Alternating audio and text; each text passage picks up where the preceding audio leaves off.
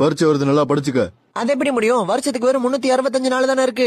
ஆமாடா, அதான் இவ்வளவு நாள் இருக்குல்ல, இதை வச்சு நல்லா படிச்சு. இதுல கோடை விடுமுறை வேற 52 நாள். இதை கழிச்சிட்டோம்னா நம்ம கிட்ட வேற 263 நாள் தான் பேலன்ஸ் இருக்கு. சரிடா, அப்படினாலும் பேலன்ஸ் உங்ககிட்ட நிறைய நாள். அப்புறம் ஒரு நாளைக்கு நம்ம 8 மணி நேரம் தூங்கி ஆகணும். அதை கழிச்சிட்டோம்னா நம்ம கிட்ட வேற 141 நாள் தான் இருக்கு. இப்பதான் மாப்பிள்ள பாயிண்டா பேசுறேன். இல்ல நான் பேட்மேன் தூங்க மாட்டேன். அப்புறம் உங்களுக்கு தெரியும், ஒரு நாளைக்கு நாங்க 1 மணி நேரம் விளையாட போயிருவோம். அப்படி பார்த்தா 126 நாள் தான் மிச்சம்.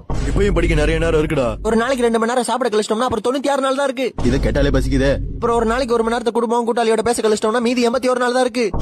என்ன வாழ்க்கடா. இதுல பரிச்சை டெஸ்ட்னு நீங்க வைக்கிறதுல 28 நாள் சட்டுன்னு போயிருது. அப்ப மீதி 53 நாள் தான் இருக்கு. என்னது அவ்வளவுதானா? இதுல டெய்லி அரை மணி நேரத்தை கக்கூஸ்ல கழிச்சிட்டா நம்ம கிட்ட வெறும் 46 நாள் தான் இருக்கு. இல்ல நீ இதை சொல்றதுக்காக குசு பட்டியல போட்டுட்டு சமாளிக்கிறியா? அப்போ லீவு எல்லாம் சேர்த்தா ஆமால அது ஒரு 40 நாள் வரும். அதையும் கழிச்சிட்டோம்னா நம்ம கிட்ட வெறும் 6 நாள் தான் இருக்கு. 6 நாள் தானா? அப்புறம் எல்லாருக்கும் குறைஞ்சது ஒரு 5 நாளாவது உடம்பு சரியில்லாம போயிரும். அப்படின்னா 1 நாள் தான் இருக்கு. என்ன மாப்பிள்ள எனக்குலாம் உடம்பு முடியலன்னா நான் 1 வாரம் லீவ் போடுவேன். இதுல மிக முக்கியமா எல்லாரும் அவங்க பிறந்த நாளை கொண்டாடுவாங்க. அப்படின்னா நம்ம கிட்ட 1 நாள் கூட மிச்சம் இல்ல. மூடுறா வாய்.